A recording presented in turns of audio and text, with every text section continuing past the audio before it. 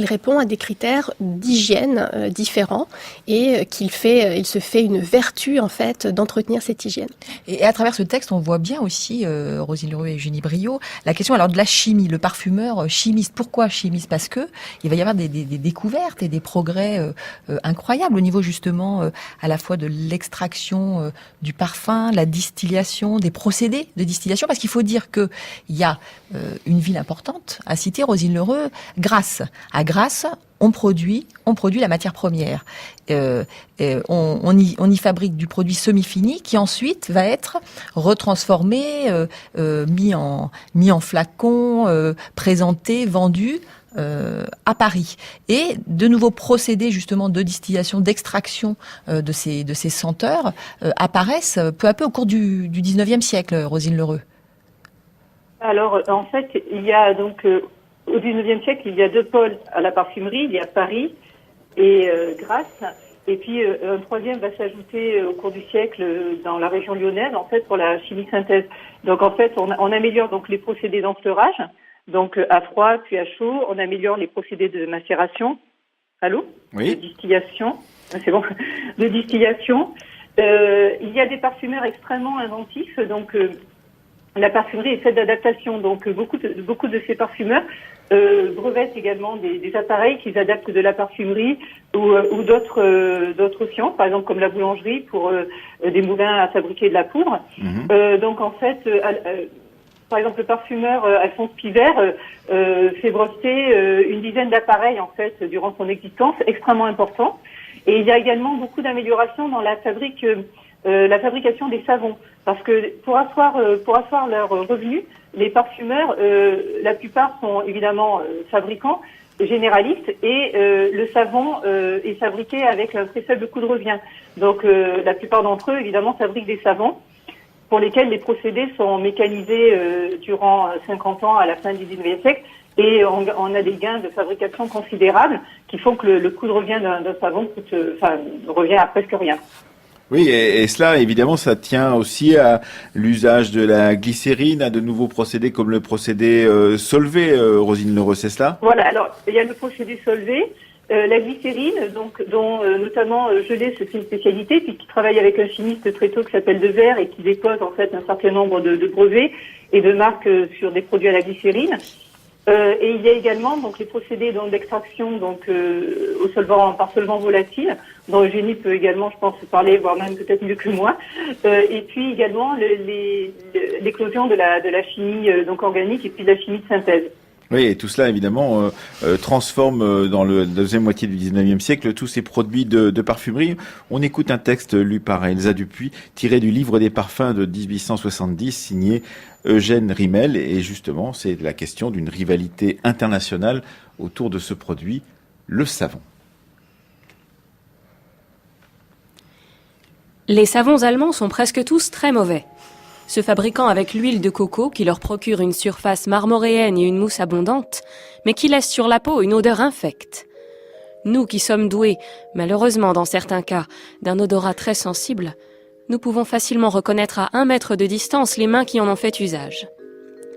On s'étonnera peut-être que les Allemands persistent à employer une huile aussi fétide, mais c'est qu'elle a l'avantage d'absorber 2 fois autant d'alcali qu'un autre corps gras, et on peut ainsi produire des savons à moitié prix des autres. Il est vrai qu'ils s'usent 2 fois plus vite, ce qui revient absolument au même.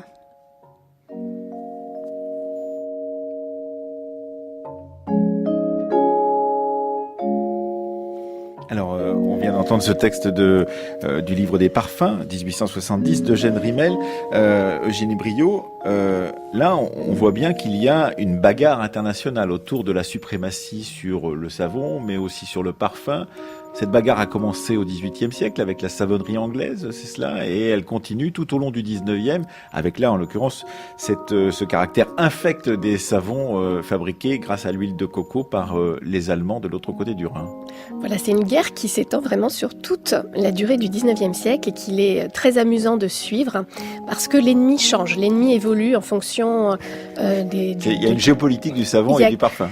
Complètement, une géopolitique du savon et du parfum. Et évidemment, les tensions internationales sont là pour appuyer les tensions sur le front cosmétique. Donc on observe au début du siècle une rivalité plutôt avec l'Angleterre, parce qu'effectivement, suite à la Révolution française, la parfumerie française a perdu un petit peu de sa suprématie. Et c'est le savon anglais qui domine, qui est à la mode. La savonnette parfumée anglaise a beaucoup de succès, même en France. Donc c'est une période douloureuse pour les parfumeurs français. C'est la période de la domination anglaise. Voilà, mais petit à petit, ils regagnent du terrain, sur le terrain de la savonnerie d'une part, sur celui de la parfumerie plus encore. La suprématie française s'installe quand même de façon assez notable au XIXe siècle, mais il faut quand même veiller à conserver son précaré et lutter pied à pied contre toutes les attaques possibles. Donc, l'attaque du savon allemand intervient en particulier au moment de la guerre de 1870. Avec beaucoup de cruauté de la part d'Eugène Rimmel, qui est lui-même un parfumeur anglais. Donc il est amusant aussi de voir comment les alliances peuvent se former entre l'Angleterre et la France contre le savon allemand. Et à cet égard, les rapports d'exposition universelle sont aussi très amusants à lire, parce que ce sont exactement les mêmes qui sont visibles. Et là, la charge est lourde, puisque en plus du mauvais goût, qui est quand même... Et de la mauvaise odeur. Et de la mauvaise odeur, qui est la marque de ces savons allemands. On peut taxer les producteurs allemands de malhonnêteté, puisque le savon fond extrêmement vite. Donc c'est quand même un double reproche très lourd qui est fait à ces savons. Cela dit, c'est aussi une époque où les tensions au-delà du savon, s'exerce autour de l'eau de Cologne, dont la nationalité est débattue, et puis également autour des premiers corps odorants d'origine synthétique, les premières molécules de synthèse.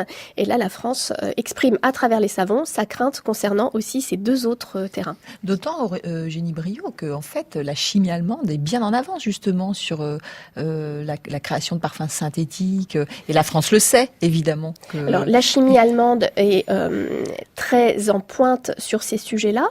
Les Français, évidemment, les parfumeurs français ne seraient absolument pas d'accord avec cette position.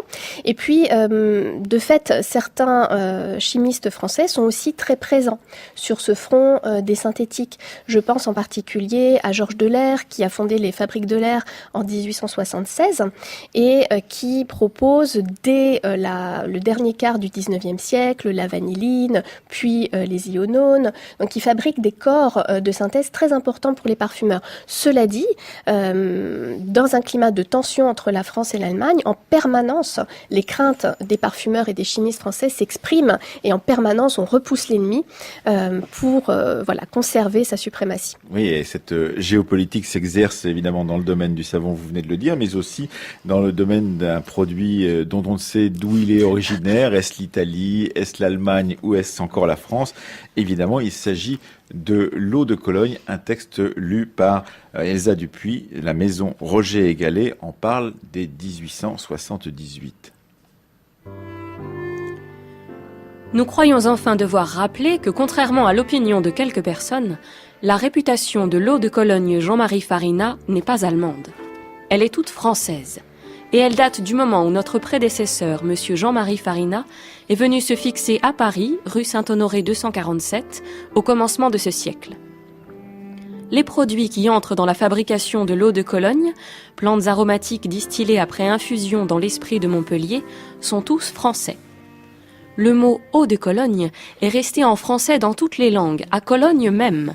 N'est-ce pas la preuve que la réputation de ce produit est bien due à la maison Jean-Marie Farina de Paris et qu'elle est bien française et non prussienne? Vous écoutez France Culture, La Fabrique de l'Histoire, Emmanuel Laurentin. Et voilà un texte de 1878 qui en oublie Rosine Lheureux, une origine peut-être plus lointaine et plutôt italienne du côté de Santa Maria Novella en Italie et à Florence en particulier, non, de cette Haute-Cologne qui par accident peut-être ou par destination s'est trouvée française selon la maison Roger Gallet qui est l'héritière justement de cette Haute-Cologne, Jean-Marie Farina, installé au début du 19e siècle à Paris. Oui, alors en fait, Jean-Marie Farina rachète un fonds, le fonds de la maison Colas, qui a lui-même en fait hérité, racheté sans doute les marques Jean-Marie Farina dites originelles. En fait, il y a à Paris peut-être 3 ou 4 maisons qui ont une légitimité à fabriquer de l'eau de Cologne Jean-Marie Farina.